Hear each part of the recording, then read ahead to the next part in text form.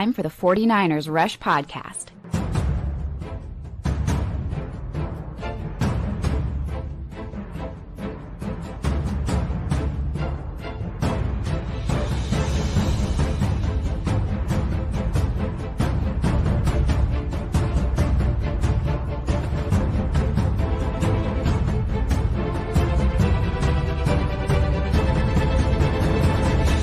And here's your host, John Chapman.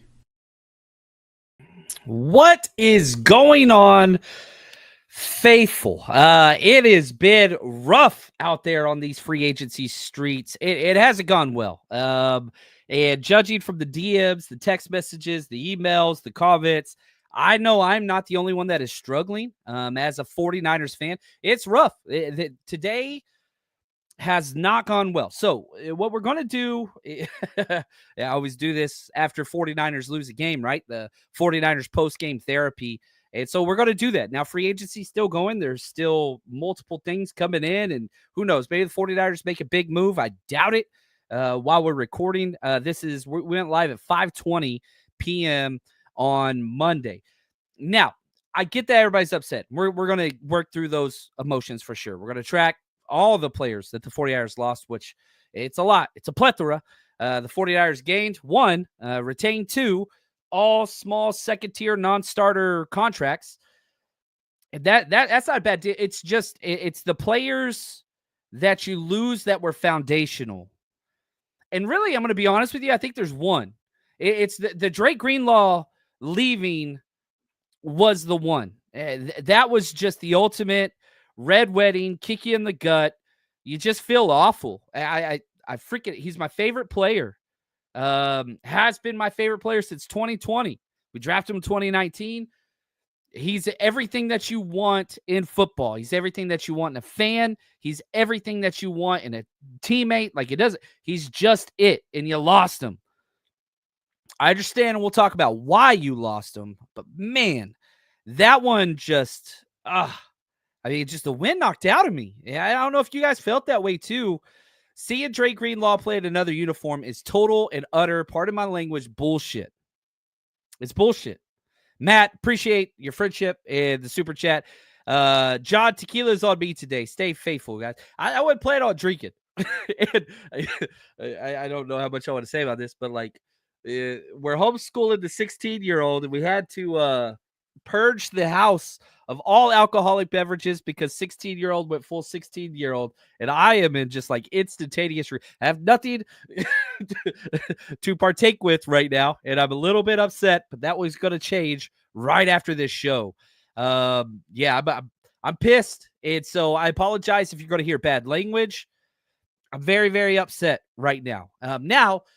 We're going to do a nuanced take. We're going to put that into perspective. And, whenever you look at all the amount of contracts that have gone out the window, it's very, very stressful. But whenever you break it down on a player-by-player basis, it's a little bit better.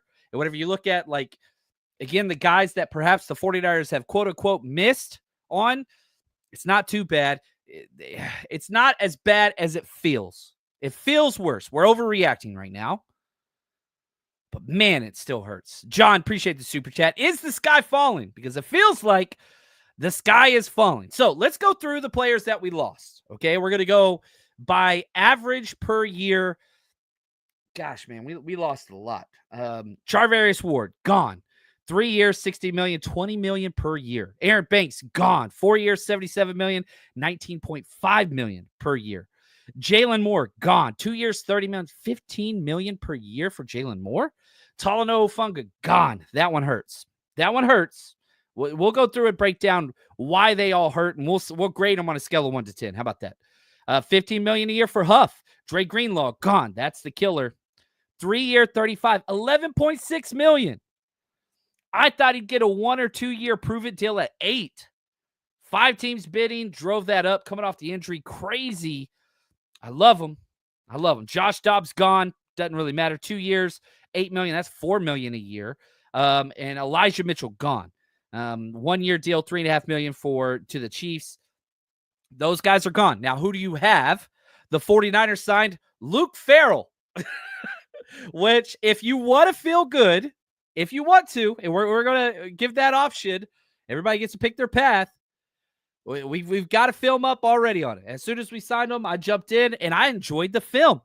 I actually quite like this signing because it makes perfect sense with who the 49ers are. We'll detail that later. 3-year, $20 million deal, $11 million guaranteed. Did you overpay? Yeah, 6.8 per year for a tight end. Number 2, that's a lot. Niners whiffed.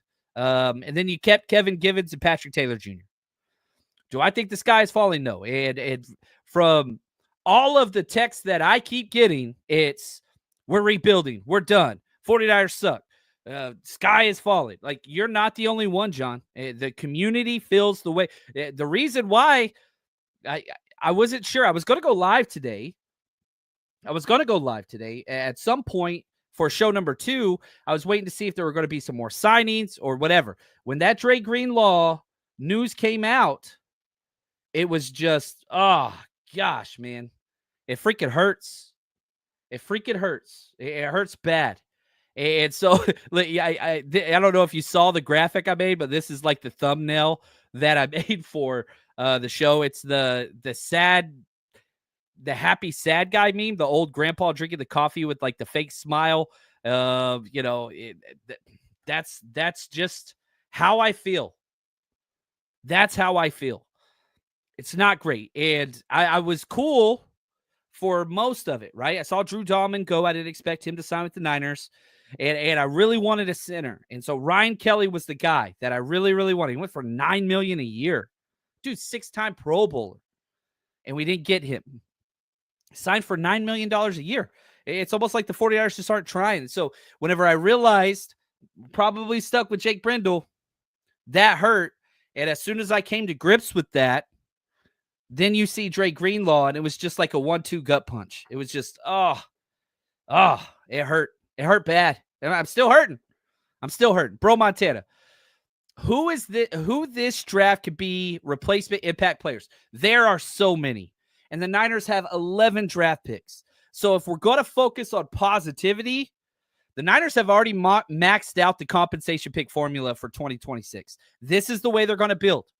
And if you are one of those people that has been really, really upset by all these old contracts and old players, you should be relishing today. You should be happy today because the Niners are about facing with how they handle things. Now, free agency isn't done, and there's still lots more quality players, top-tier players that you could sign. Joseph Osai just signed with another team. That hurts, but, again, it's getting smaller and smaller, that player pool. But if you want the 49ers to get young and rebuild through the draft, that's what they're doing. You got 11 draft picks this year. Guess what? You're going to have 11 draft picks next year. You've already maxed out. You're only allowed 4 player compensation picks per year. Niners have already maxed it out. They're going to get like 3 fourths and a 5th rounder. And we'll detail, those. But Niners are loaded as far as draft picks go for the very near future. Now, Bro Montana, who this draft can be a replacement impact player with your 11 pick. And again, this is probably the best 3rd round I've ever been a part of grading draft players. There's so many guys you can get there. Defensive tackle, you got to. Center, sure. I am now going to be the firm believer of drafting Gray Zabel in the 2nd round of all my mock drafts. And I'm being hyperbolic, of course, but golly, if you want a center, the draft is it now. You got Gray Zabel in the 2nd, Jared Wilson in the 3rd. That's about it. Now, you can take a flyer on a guy like Jake Majors or Steichen, Seth McLaughlin. Sorry, not Steichen. Seth McLaughlin. There's lots of guys, but Gray Zabel in the 2nd. You want to throw Marcus Bow, which a lot of people are putting him in the center category in the 3rd round. Cool. Jared Wilson, cool. Like, there's options there. Defensive tackles everywhere. Edge rushers, what you need to. Yeah, this pretty deep edge rusher class. And you still need a tight end. You signed tight end too, which I really do like this pairing. I really, really do. So, if you want to go over to the 49ers Rush and watch the All 22 breakdown on our Patreon page, that's up on there. Just click on player breakdowns. It's the first one. I scroll at the top. Let's talk Luke Farrell, okay? Let's get some positivity. Look at Uncle Salty. Greetings from the rainy Pacific Northwest. We feel like we are all there with you right now. And I'm sorry, I'm not neglecting the chat. I'm just that's not what I'm doing. I got behind and now it's overwhelming. So I'm going to scroll to the bottom. So I apologize. Appreciate all the hashtag CCs. Appreciate the comments. I'm not skipping over them. I just can't catch up. There's no way. So let's talk positive. Okay. Luke Farrell, tight end number 2 for the 49ers. I really like the tape considerably. The number one trait, if you want positives, hasn't missed a game in 3 consecutive years. And in fact, he missed 2 games his rookie year, not because he was injured, just because he was a healthy scratch. That's a negative as a true rookie tight end. But tight end is the hardest position to transition from the college football to the NFL. 49ers have struck out Cam Latu, Braden Willis. You want to throw Jake Tonjes in there? Cool. They've whiffed. Eric Saubert was awful last year. Awful. The one thing Eric Saubert did do is played a lot of special teams, was bad at that, but he never got hurt. He just kept playing. So now you get Luke Farrell, best ability, availability. He's got that in spades. 6'5", 250. He's not like a thumper. He's not mean. He doesn't pancake people. He just does his damn job. He is the most unsexy tight end 2 that's going to exist. Doesn't really even do a lot in the passing game, except he is probably one of the top 3 pass blocking grades, like in the NFL. Like he's that damn good. And it shows on tape consistently. It was funny breaking down the Jags tape, and I was like, "Ooh, I wish the Niners did this play. Ooh, I wish the Niners," because they're helping their tackles. So Luke Farrell does 2 very, very real things. He helps out your offensive tackles and pass protection. We need that for Colton McKivitz. We know that. And then 2, he allows George Kittle to run routes way more often. I think George Kittle stayed in for 64 pass blocking snaps last year. That's ridiculous. That's ridiculous. Now you have a guy that you can trust in pass protection. This allows George Kittle to run more routes, which is where you want him. The playmaker is there. Okay, so that is very, very important. Run blocking solid. He's a get the job done type guy. He's not waylaying people or whatever else. Smart. And he's a stalemate blocker. He's not a vertical progression blocker, right? So, like, think about a tight end blocking somebody and pushing them against their will. That's not what he does. But he's so damn consistent. Tape is consistent. He's an inline blocker. If you look at throughout his career, he's played in 66 games, 20 starts. He's been a tight end 2 his whole career. 1,100 snaps in his career. 30 of those were in the backfield as a fullback. So I see the people say, can he be juice? No. He's not that. He gets no movement at all. He has no wiggle at all. He can't run routes at all. No, that's not what he does. So for the people that are saying Luke Farrell is now your fullback option, absolutely not. Luke Farrell wasn't that at Ohio State. He wasn't that at any point in his career so far. So you're asking him to do something he's never done. He only had 30 snaps in the backfield ever in the NFL. But what does he do? 964 snaps in line. 49ers are a 12 personnel team. 1 back, 2 tight ends. This makes that better. How many snaps? Let me just pull this up right now because like Eric Saubert played some damn football last year. What good football, but he was out there freaking nonstop. If you look at the total snaps that we had last year, Eric Saubert, he had 377 snaps and they were terrible. That's way too many damn snaps for a horrible player. You just swap that out. This is the Charlie Warner role. Helps with run blocking, not as physical as Charlie Warner, more consistent than Charlie Warner, way better pass blocker. Good run blocker, not great, but he's good. He gets to his assignments. He's at his best getting to the second level, and very, very good pro pass protection. Like, that's what he does. So he's a good player, not a great player. Yeah, you can throw the ball. His hands aren't bad. He just has no wiggle in his hips. And he can't set it like you're playing against his zone team. He can find a spot in the zone. That's what he can do. And I know people are like, man, 0 touchdowns? Yeah, he got no touchdowns. But that's not what his job is. His job is to get Kittle more touchdowns. Luke Farrell, I think, is a positive signing. For people are like, man, we overpaid. Did we? Yeah, $11 million over 3 years. That's like 3-something million guaranteed.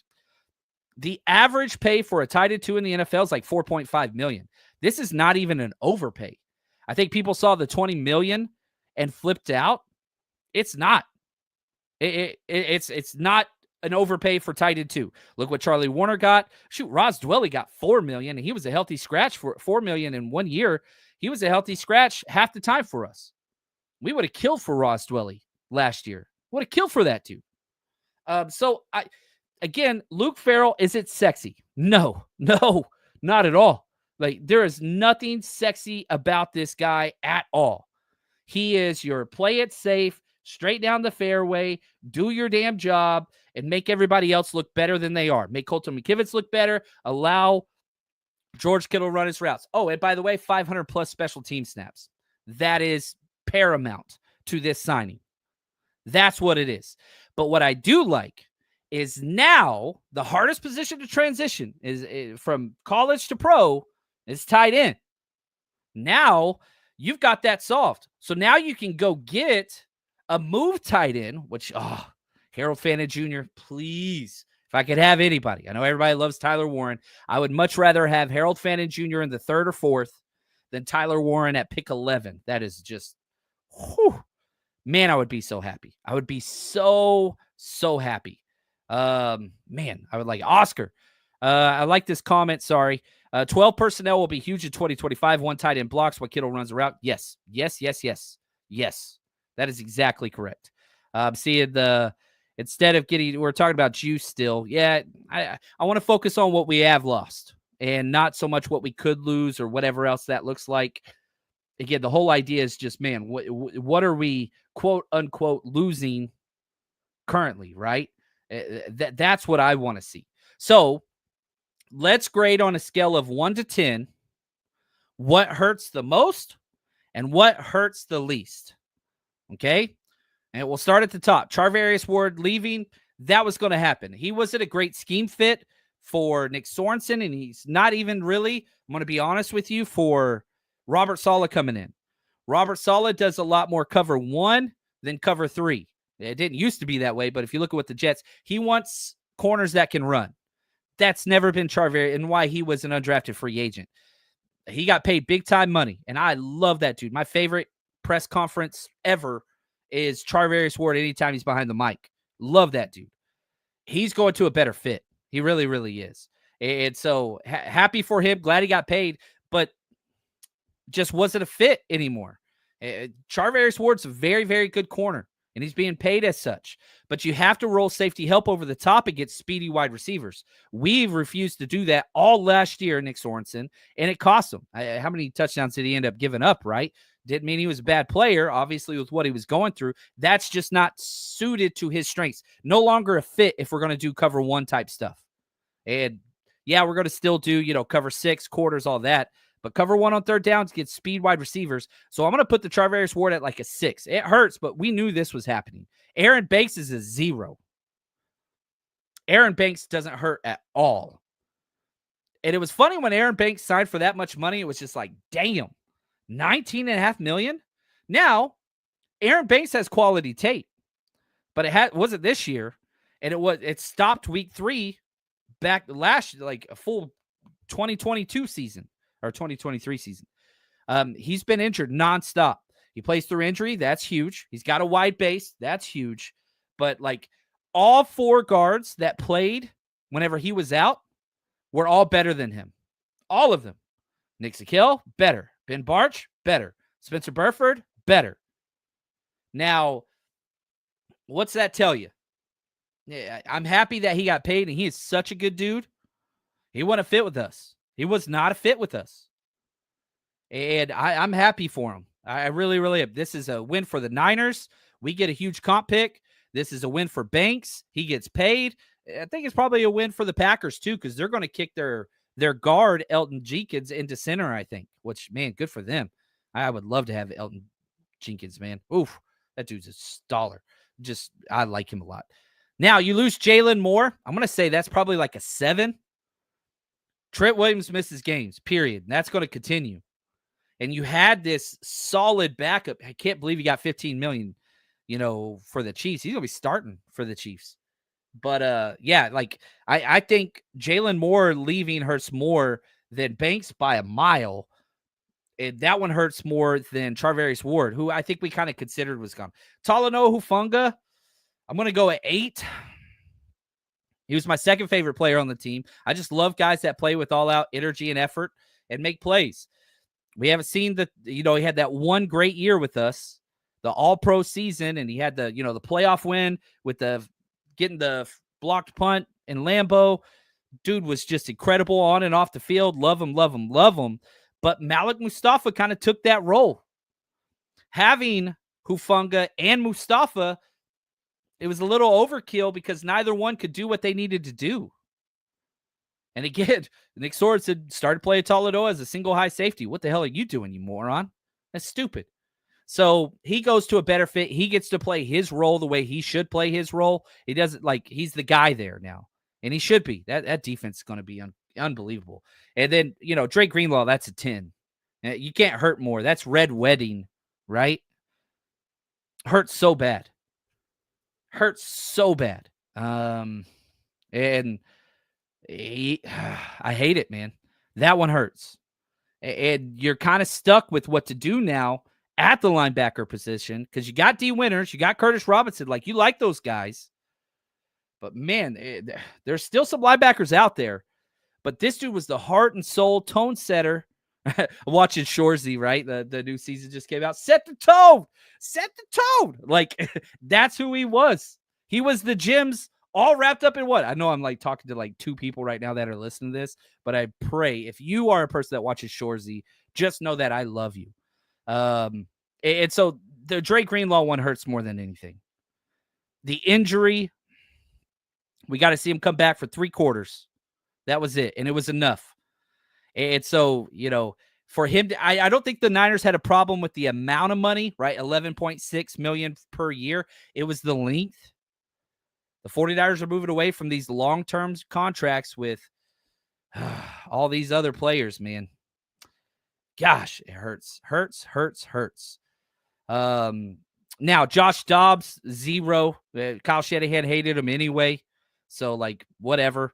And the good news about Josh Dobbs signing, Nick Corte of Over the Cap said that's going to cancel out the Luke Farrell signing on the compensation picks. That's what we're going to talk about next. So Josh Dobbs, he wasn't even our quarterback 2. Now he's going to back up, and be the quarterback for Drake May, the backup. Elijah Mitchell, $3.5 million. I wouldn't mind keeping him, but instead you're going to keep Patrick Taylor Jr., who's healthy and a vet and a good backup option. I don't mind that. Patrick Taylor Jr. should have been. I was barking up this tree the whole time. He should have been getting 50-50 snaps with Isaac Guerrero as soon as Mason and CMC work out. Patrick Taylor Jr. was a better running back this year than Isaac Guerrero was, and it wasn't even close. Way more consistent. Does he have the splash? No. But he knew the playbook and could do everything. He could at least run a screen right and go through the right hole. And so, yeah, you got to get the young pups reps, and I'm glad that they did. But guess what happened to Isaac Guerrero? Hurt again. The dude just can't stay healthy. Never has. And, it's 5 years or 6 years in college, never stayed healthy. And 1 year with the 49ers didn't stay healthy. I like him, but it's just, man, he's way too raw. And that's hard for a 25-year-old rookie to say those things, but it hurts. It does hurt. So, again, Drake Greenlaw, killer. I put Jalen Moore and Huff. Those are the next 2. Then, of course, Charvarius and the rest. Don't care about Aaron Banks. Don't care about Josh Dobbs. Don't care about Elijah Mitchell. So the pain factor per person you lost, it's the accumulative, right? And then you get a number 2 tight end that most people haven't heard of. I knew who he was, but I get it. Not a lot of people did. And then minutes after Drake Greenlaw, you find out he's leaving. You get a little blip of, oh, you signed Kevin Givens to a 1-year deal. And it's just what the fuck? That's how it felt. And so the draft is everything. The draft is everything. You got 11 picks. Now, there is a little bit of good news. It's right here, baby. I am so excited. The 49ers Rush Road Trip is heading into year 6. We started back in 2019, and we're coming home to the Bay Area. For the draft, we're going to be live downtown in the North Beach area at the historic Broadway Studios for day 1 and day 2 of the NFL draft. So come join us. We're going to join the faithful live broadcast of draft picks as they are coming in live time with full TVs. We got big screens, we've got trivia, we've got giveaways, and much, much more. Doors will open 1 hour before the draft starts on both days. And if you're coming from work, no worries. If you buy your ticket, automatic guaranteed entrance, show up whenever you can. Kids get in free. And if you are struggling trying to get your youngsters to be more on board with the 49ers or the draft or whatever, bring them out to an event. They get in free with the ticketed adult, and we make sure our entire team knows kids come first. Every single youngster leaves with something tangible that they can tie to this experience. Come give it a shot. Tickets are currently only $20 for each day. That's it. We're not trying to make a lot of money on this. We're just trying to build a wonderful experience. So go to 49ersrushroadtrip.com. Get your tickets today for day 1 and day 2 of the NFL draft. Prices will go up, but with where they are right now, just $20 a piece and kids getting free. Join us, 49ersrushroadtrip.com.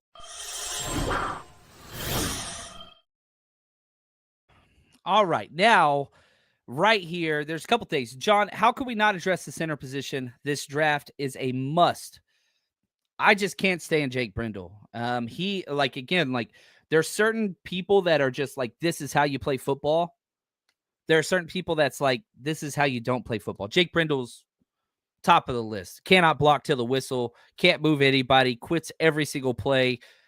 He's tough as hell. You got to give him that. But it looks like the 49ers is about to move into year 4 with Jake Brendel. And this idea of Kyle Shanahan, Chris Forster just being like, we don't care about the offensive line. It's not important to us. It is not important to us. I hate it. It's my biggest critique of Chris Forster, to the point where I'm like, I'm ready to move on from this guy, which is crazy. He's a legendary, might even end up in the Hall of Fame, one day, one of the best positional coaches in the NFL. But it's just like, you got to give him some groceries to work with. You have to. And so the idea that Ben Barch is a starter, all right. The idea that Jake Brendel is going to continue to start, man, Colton McKivitz going to continue to start. And like, McKivitz and Jake Brendel aren't even in the same world, in my opinion. They're not even in the same world. Jake Brendel sucks. He's terrible. He's so freaking bad. He was 35th out of 35 centers that qualified last year. Dead last. Now he's getting older. So there are centers. Josh Myers is available. James Daniels is available. If you want to take a super deep shot, Coleman Shelton is available. But yeah, it's the center is just, it's rough. Michael, what's up, my friend? We have to draft a center or guys that can play center. We have to. You have to. And again, second round, Zabel. Third round, Jared Wilson. If you want to throw Marcus Bowe into that conversation, cool with that. And then, fifth round, you can talk Jake Majors or Seth McLaughlin. There's guys that are there, but man, it's just so dismal knowing the offensive line sucks and it's going to continue to suck. It's not getting better. Now, you can adjust that in the draft, which probably should address those things, but it's just like, man, when Ryan Kelly signs for $9 million a year, $9 million, that is a killer. That is a killer. So yeah, right here, Uncle Salty, Grace Bell, Marcus Bell, Jared Wilson, Monheim, USC guy, Jake Majors. There's guys that you could get. And now we're back to Shanahan doesn't draft rookie centers. We sure as hell should. Should have done it last year, should have done it the year before, over again. He has passed on quality center, time and time again. Now you get back Patrick Taylor Jr. and Kevin Givens. I think those are nice back into the roster plays. Kevin Givens, there's no problem with Kevin Givens being your defensive tackle 4. He could do that. He is the prototypical 3-tech that the Niners love, the slasher, matchup problem nightmare. And man, you know what's crazy? Kevin Givens is now one of the longest tenured 49ers. He came in the 2019 year with Nick Bosa, Debo, Dre Greenlaw, Mitch Wisnowski, and Kevin Givens. Now it's just, is Mitch going to be back? We'll see. He shouldn't be, but that's another discussion. Man, that's crazy. So now Kevin Givens is one of the longest tenured Niners. He's been injured a lot, but not a bad depth piece that knows the defense, vet in the room that can show everybody what's going on. Man. And then Patrick Taylor, running back depth. You need it because CFC injury history. Jordan Mason, now you got to kind of say injury history. He's not even signed. You haven't tendered Jordan Mason yet. Isaac Garendo, yeesh. Yeah, there's trouble. And Kyle Juszczyk, we'll see. I know half this chat was just like, stuff that. But, if you're looking at linebackers, let's say you want to go, let's go through some positions. Dre Greenlaw was the top guy. Robert Spillane was probably the second guy. Eric Kendricks, Niners wanted him last year. He ducked. I would not offer him again. Kaiser White, Jerome Baker. Not a lot of guys that I'm just like, ooh, I really want these off-ball linebackers. Draft is probably where you got to go, or go with the guys you got.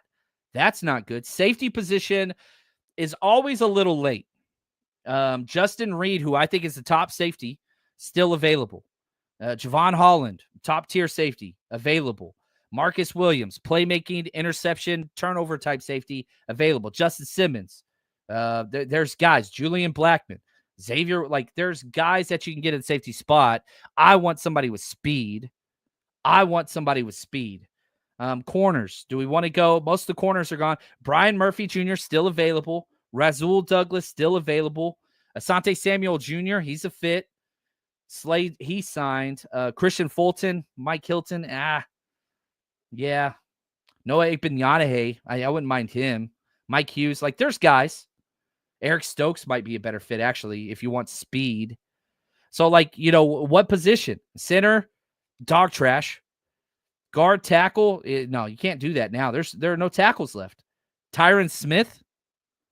He ain't going to come be a backup swing tackle at age 55. Cam Robinson, no. Jedrick Wills, no. I think you got to go in the draft now, which I'm okay. I will say this. Losing Jalen Moore makes drafting a tackle more likely in the first round. Obviously, it's not your biggest need. Defensive tackle is your biggest need at a premium position. But if we're reading tea leaves, I do think that the tackle position is much more important now. What is your long-term plan there? I don't think that it's in the room. Even if you believe Colton McKivitz is going to be your right tackle for the next decade, the Niners are notorious for drafting a year out. If that's the case, Trent ain't got much longer in him. You kind of gotten all that you could get, and maybe he wants to come back as well, but Mike, he says, John, I'm losing faith in Kyle and John when it comes to the draft. They did well last year, but I feel like this draft could make or break both, and they got 11 picks. And they're coming off one of their strongest draft performances. I think the 2019 draft, again, Bosa, I just went through it, right? Bosa, Debo, Greenlaw. Damn, that was good. Whew. Even, throwing Kevin Givens as an undrafted free agent, great. But then you go back to last year, good Lord. Pearsall. Didn't like it, but that's not a miss. That's not a miss. Renardo, whew. Pooney, yeah. Mustafa, yeah. If you can get those 4 contributing starters with 11 picks, man, you get 4 starters, you're good. And you go into this draft and you nail, you get a stud D lineman, stud offensive lineman, linebacker, and a safety. If I could pick those 4 positions, whew. And we look back on the 2025 free agency red wedding, and we're just man, they kind of did what they had to do. Now, is that going to be the case? Yeah, I don't know. I really, really don't know. I still don't think Ricky Pearsall was worth the first-round pick, but he's a damn good player, and he's going to be a wide receiver for us. Is he going to have some more issues? Sure. But, you got a guy. He's a guy. He is a playmaker that offers killer route running moves versus man coverage. That is valuable in today's NFL. Shoot, I wanted Darius Slayton so bad. He's gone. He stayed with the Giants, $9 million a year. He can't do what Ricky does. Like, shoot, man, Diami Brown got $10 million for a 1-year deal. Like, the wide receivers, they're just insane, man. And so, like, I still want a veteran wide receiver. There's still a lot of those available. Stephon Diggs, Keenan Allen, Hopkins, Amari Cooper, Tyler Lockett. I do not want Tyler Lockett. Elijah Moore, Nick Westbrook, Akini. I would really, really like him. Demarcus Robinson, Brandon Cooks, Tim Patrick. Like, Noah Brown. Like, there are guys there. I mean, shoot, Josh Palmer got 3 years for $36 million. Josh Palmer? What? Like, that's crazy to me. The wide receiver market is just, man, it's bananas. It is bananas. So I'm just, yeah, I'm good there. I'm good there.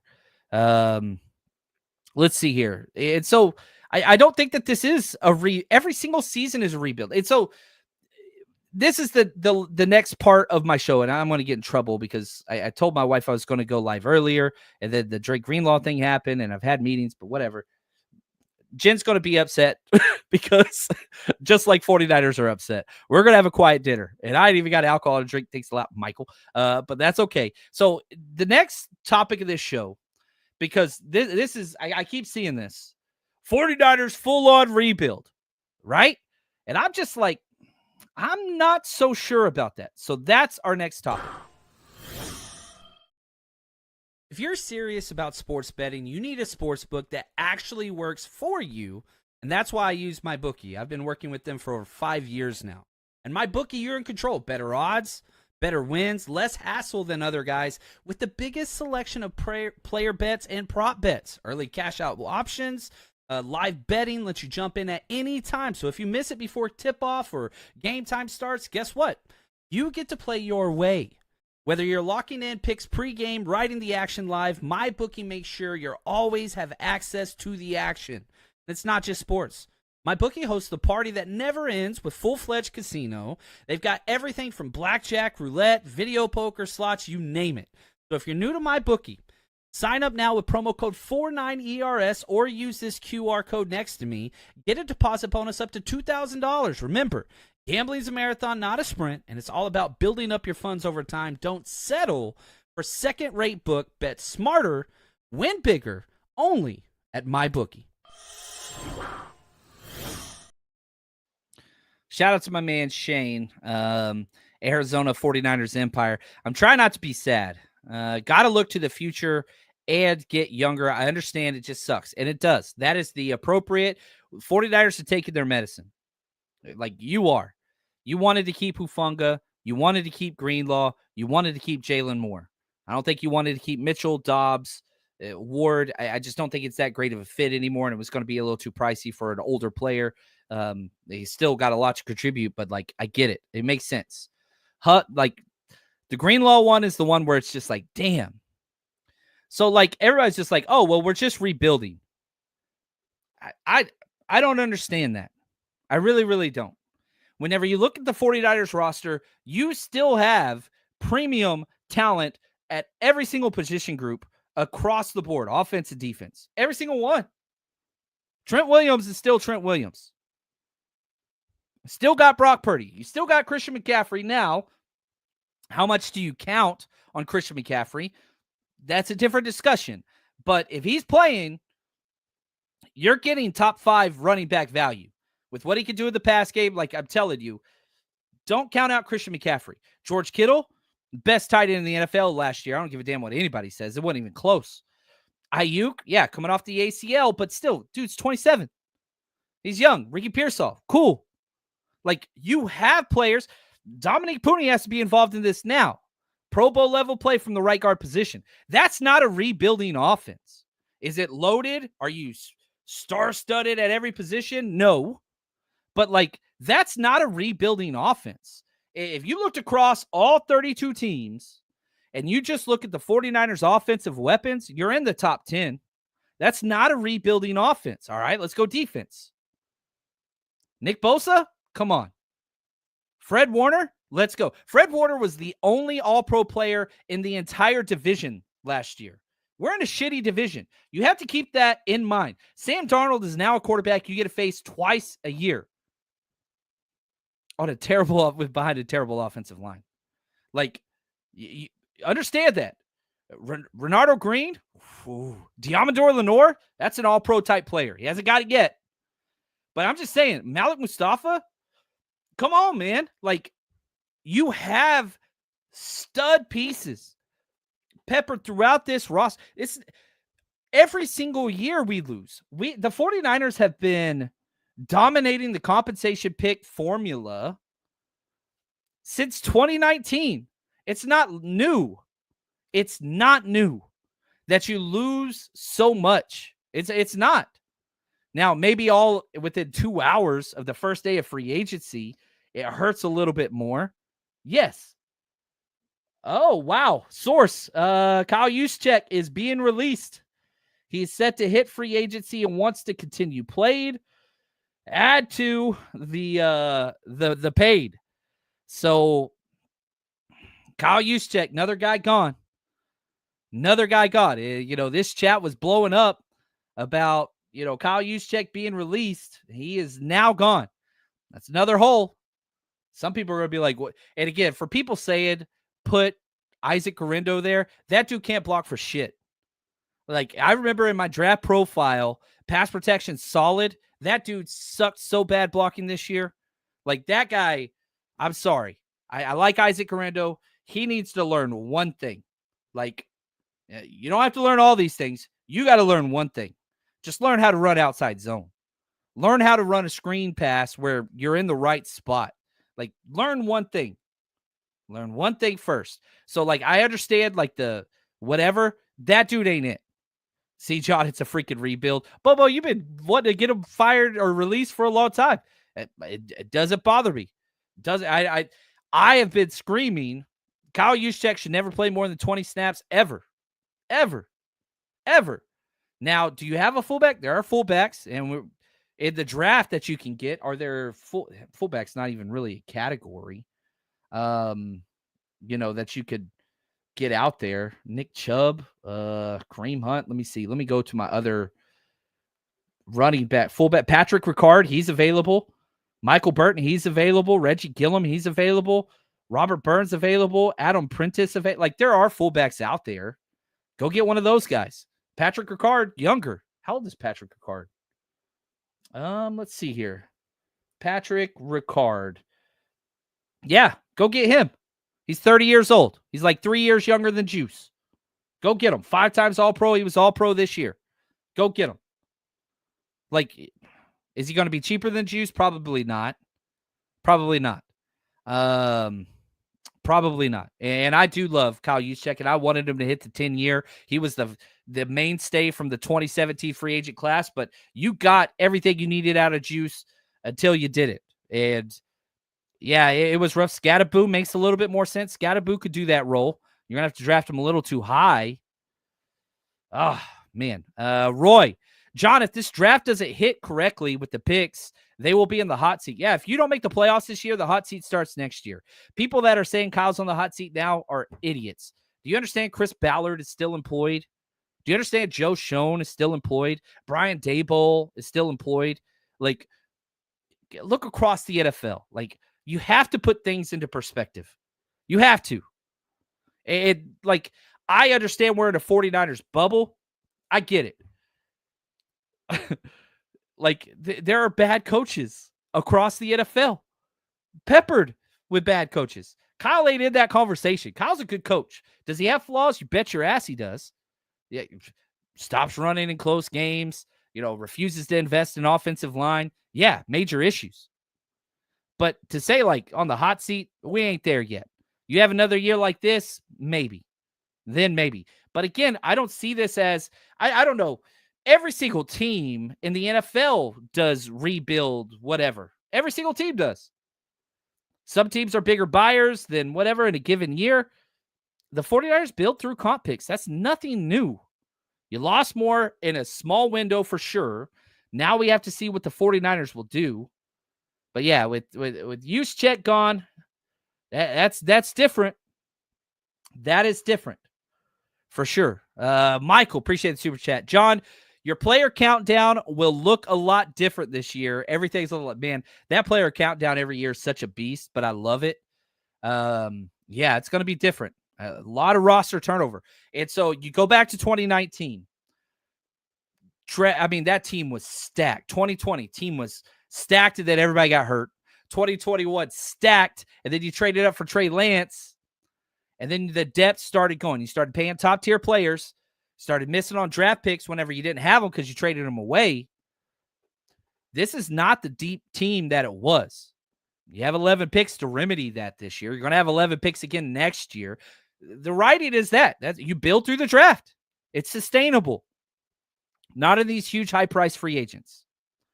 So, I do like the tight end. I like Luke Farrell. I talked about it a while ago.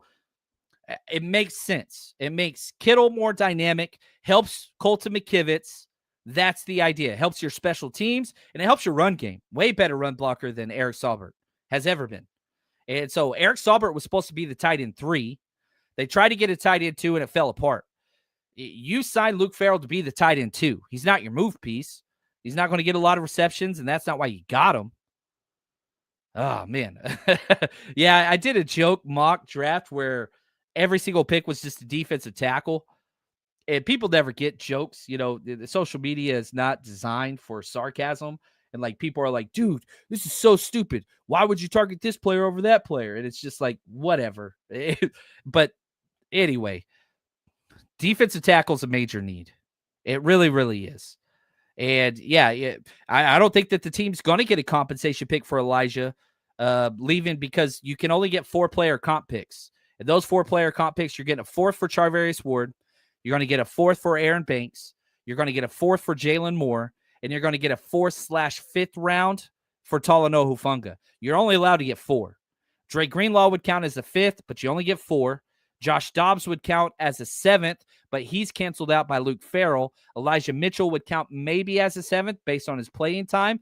But again, you can only get 4-player comp picks. So the 49ers can go out and sign more players now that will not affect the compensation pick formula unless you sign a player for over $15 million per year.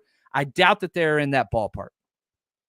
I don't know of a position or a player that maybe wide receiver, because wide receivers just make so much damn money even if they suck. But yeah, you can go sign Ricard, right? Patrick Ricard, the fullback, for, I don't know, $7 million a year. It won't affect the compensation pick formula at all. Unless you sign a player over $15 million, it's not, you're maxing out the compensation picks next year. Let's just be very, very honest. Very honest. And, we're heading to elite mediocrity. I'm not so sure about that. I still have a lot of faith in this team and coaching. The coaching staff got better, guys. Coaching matters a lot. Coaching matters. And going from Nick Sorensen to Robert Saleh is like the ultimate glow up of all time. Going from Snyder to a new special teams coordinator, I'm cool with that too. Sin. John, are these comp picks usable this year? No.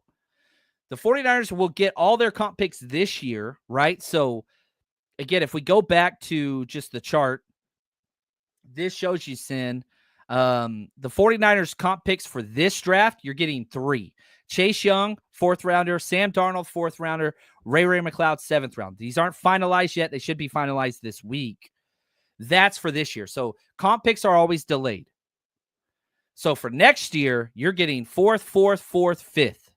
That's what it's looking like right now. Now, new signings, new players that you pick up will count into that.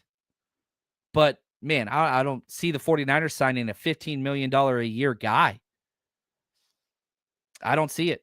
I don't see it. So we'll have to see. The therapy, I don't know if I did my job. I'm not here to placate you, but I wanted you to get stuff off your chest. When you look at all the signings at once in a giant lump sum, it hurts. I'm sitting here telling you, Dre Greenlaw hurts. Talanoa Hufanga hurts, but we kind of replaced him already. Jalen Moore hurts. Charvarius Ward was never coming back and not the best scheme fit anymore. Aaron Banks, God, nothing. Dobbs, nothing. Elijah Mitchell, nothing. Kyle Juszczyk hurts more than those guys. Can you replace him? Can you replace him? That's kind of where you got to see. The draft is key, guys. And we're just going to keep, pounding the walls on everything that we can for the draft. And I hope you come join us. I'm so excited. We put so much time, money, emphasis, and we're going to keep building this party out for days 1 and 2 of the draft. We're going to be at Broadway Studios in San Francisco, downtown in North Beach area. Come join us. Get your tickets, 49ersrushroadtrip.com. Let's go, let's go, let's go.